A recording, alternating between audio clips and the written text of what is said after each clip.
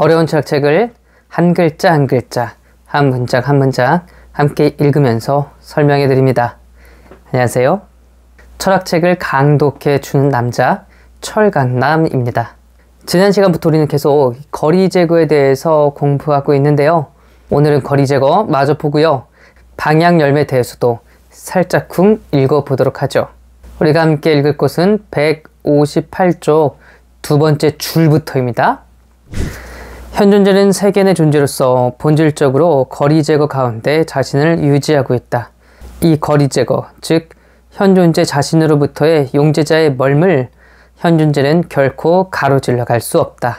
한 용재자가 현존재로부터 떨어져 있는 원격성은 물론 현존재에 의해 거리로서 눈에 띌 수 있다. 그것은 그 원격성이 현존재가 전에 점유하고 있던 그 자리에 전제적으로 있다고 생각되는 사물과의 관계에서 규정될 때 그렇다.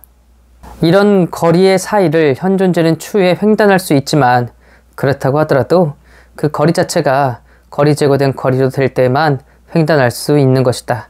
현존재는 자신의 거리 제거를 결코 부단히 가로질러 가지 못하기는커녕 도리어 거리 제거를 받아들여 왔으며 또 부단히 받아들이고 있는 것이다. 그 까닭은 현존재가 본질적으로 거리 제거요. 다시 말하면 공간적이기 때문이다. 현존재는 그가 행하는 거리 제거의 그때그때의 영역 내에서 이리저리 맴돌 수는 없고 단지 거리 제거를 언제나 바꿀 수 있을 뿐이다.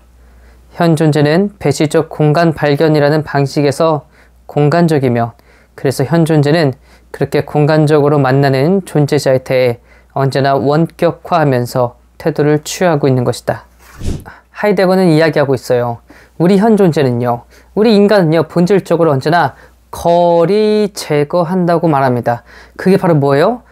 현존재가 가지고 있는 공간적 성격이라고 그래요. 그렇죠. 우리는 알고 보면 저 거리를 결코 가로질러 갈 수 없어요. 아무리 사랑하는 여인이 부산에 있다고 하더라도 서울에 있는 제가 한 번에 가로질러서 갈 수가 없대요. 축지법을 쓰는 것도 아니고요. 우리가 순간 이동해서 그 공간을 가는 것도 아니니까요. 갈 수도 없고요. 그러나 가까운 것일수록 눈에 띄지 않고 멀리 있는 것일수록 눈에 띄는 것처럼 어떻습니까? 우리는 가까이 있는 것보다 멀리 떨어져 있는 걸 보고 그것을 가까이 하고 싶어서 노력을 엄청나게 하고 있습니다.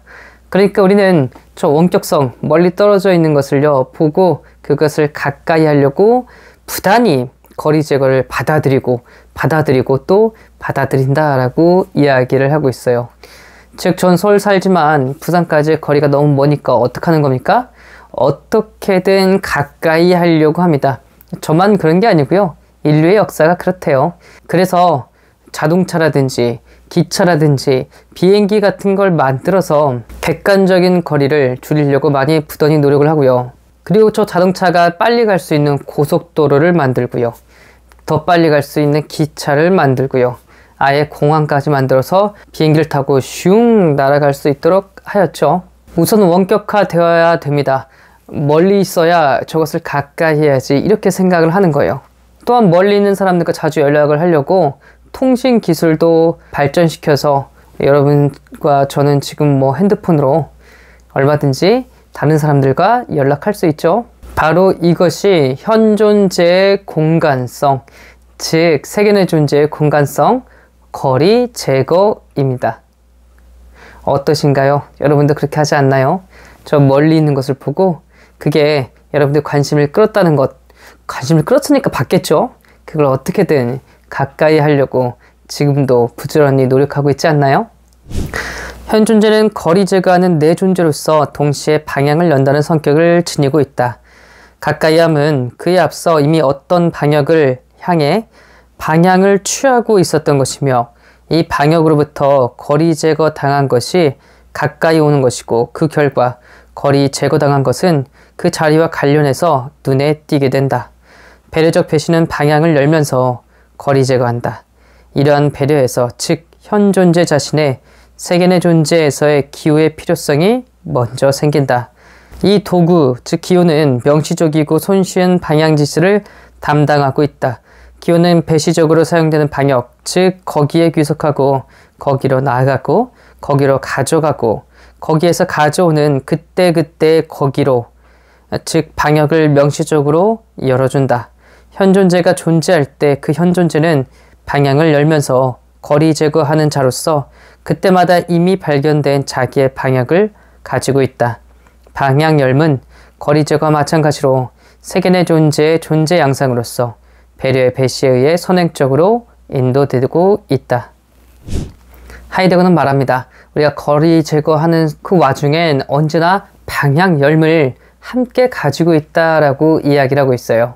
그러니까요, 거리 제거하려면 어디예요? 저 부산, 저 먼 부산을 어떻게 가까이 갈 수 없을까? 이렇게 생각하는 거 아니겠어요? 저 중국이나 미국, 일본 등을 어떻게 더 빨리 갈 수는 없을까? 바로 이런 생각에서부터 거리 제거가 시작되지 않겠어요? 그러면 우리는 부산이라는 방향으로 일본이나 미국이나 중국이라는 방향으로 눈을 돌릴 겁니다.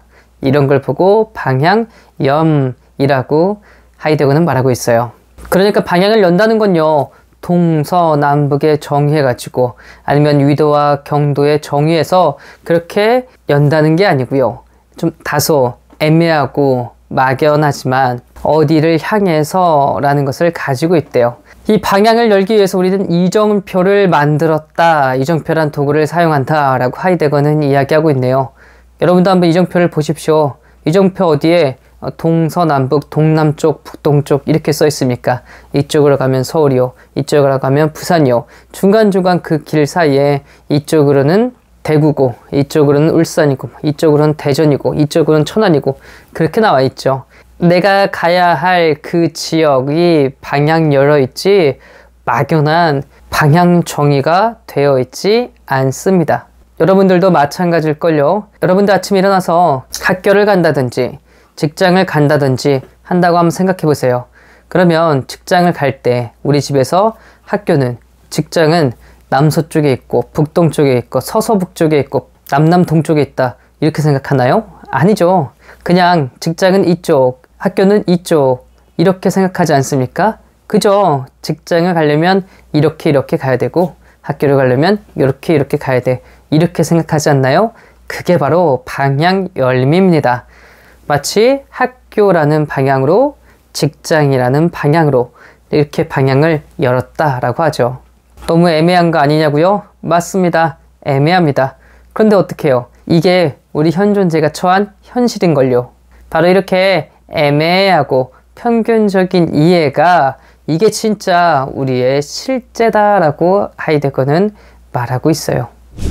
이러한 방향 열무로부터 좌우에 고정된 방향이 생긴다. 현존재는 자신의 거리 제거와 마찬가지로 좌우의 방향도 늘 동반하고 있다. 현존재의 신체성은 여기에서는 다를 수 없는 독자적 문제성을 간직하고 있지만 그 신체성에 있어서의 현존재의 공간화는 이 두 방향에 따라 현저하게 나타난다. 따라서 용제자나 신체를 위해 사용되는 것, 예컨대 장갑은 양손의 운동과 함께 움직이도록 지어져야 하므로 오른쪽 왼쪽에 맞게 방향 지워져 있어야 한다. 이에 반해 손에 잡히고 손으로 움직여지는 손 도구는, 즉 망치는 오른쪽 왼쪽 손의 특수한 손 운동을 따르지 않는다. 따라서 비록 망치가 손으로 사용된다 하더라도 왼손 망치니 오른손 망치니 하는 것은 있지 않다. 여기는 어딘가 저기는 어딘가, 즉 직장은 이쪽이다, 학교는 이쪽이다 라고 가리키는 것, 이렇게 방향을 여는 것에 따라서 우리는 좌우라는 것을 고정해서 말한다, 이야기한다 라고 하이데거가 주장하네요. 현존재를 중심으로 나오기 때문에 당연히 우리의 신체성에서 나올 거고요. 그렇다고 모든 게 좌우가 고정되어 있는 건 아니라고 이야기를 하네요. 장갑 같은 것은 왼쪽과 오른쪽이 확실하게 구분되어 있어야 되지만 오른쪽 왼쪽을 구분할 필요 없이 그냥 손으로 사용하는 도구인 망치 같은 것은 만들어 놓으면 오른손잡이는 오른손으로 사용할 거고 왼손잡이는 왼손으로 사용하겠죠. 딱히 뭐 구분될 수 있는 건 아니다. 어떤 건 구분해서 만들어지거나 제작되거나 사용되지만 모든 것들이 다 구분해서, 좌우를 구분해서 만들어지고 사용하는 것은 아니다 라고 하이데거는 이야기하네요. 그러나 여전히 주의할 것은 거리 제거에 속하는 방향열은 세견의 존재에 의해 기저주어져 있다는 것이다. 왼쪽이니 오른쪽이니 하는 것은 주관이 느끼는 어떤 주관적인 것이 아니라 그때마다 이미 용제적 세계로 방향 열려진 두 방향이다. 나의 양쪽의 차이에 대한 단순한 느낌을 가지고는 나는 세계 안에 있는 나의 위치를 옳게 발견할 수는 없을 것이다.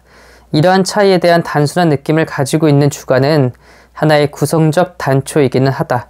그러나 이 단초는 현존재가 스스로 방향을 취할 수 있기 위해서는 이 단순한 느낌을 가진 현존재가 그때마다 이미 하나의 세계 안에 있고 또 있어야 한다는 주관의 참된 틀을 주목하지 못한다. 이것은 칸트가 방향정의라는 현상을 밝히고자 들었던 예를 보면 분명해질 것이다. 자, 오른쪽 왼쪽 하는 것에 대해서 하이데거는 말합니다. 이거 그냥 왼손 오른손 이런 식으로 파악하면 안 됩니다. 우리가 세계 내 존재이기 때문에 일상에서의 이 특별한 환경 세계에서 영향을 주고받으면서 살고 있기 때문에 왼쪽 오른쪽인 것도 말할 수 있지요 라고 하이데거가 이야기를 하고 있네요. 그래서 방향이란 건 단순한 나의 주관에서 나오는 게 아니라고 이야기하고 있어요. 내가 지금 이렇게 보면요, 이쪽이 왼쪽이지만요, 돌아보면 어떻습니까? 이쪽이 왼쪽일 거예요.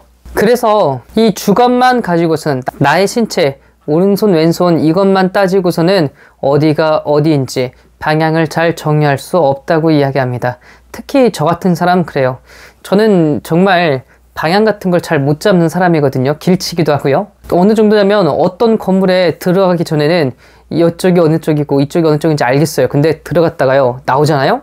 정말 잠깐 있다 나오더라도 그게 헷갈립니다. 도대체 여기가 어디였고 이쪽이 어디였지? 이렇게 헷갈립니다. 그러니까 단순한 하나의 느낌으로는 방향을 정의할 수 없습니다. 우리가 세계 내 존재라는 걸 파악할 때 주변 환경 세계와 같이 영향을 주고받고 있다는 걸 알 때 동서남북이라는 그런 방향도 확실하게 정의된다고 이야기를 합니다. 어떤 걸 보면 알 수 있냐고요? 칸트가 방향에 대해서 이야기했던 것, 그걸 살펴보면 더 분명해진다고 하이데거는 이야기하고 있어요. 과연 칸트는 방향 정의에 대해서 어떻게 이야기했을까요? 다음 시간에 같이 한번 읽어보도록 하죠. 오늘 또 어려운 책 저와 같이 함께 읽느라고 너무나 수고하고 애쓰셨습니다. 감사합니다.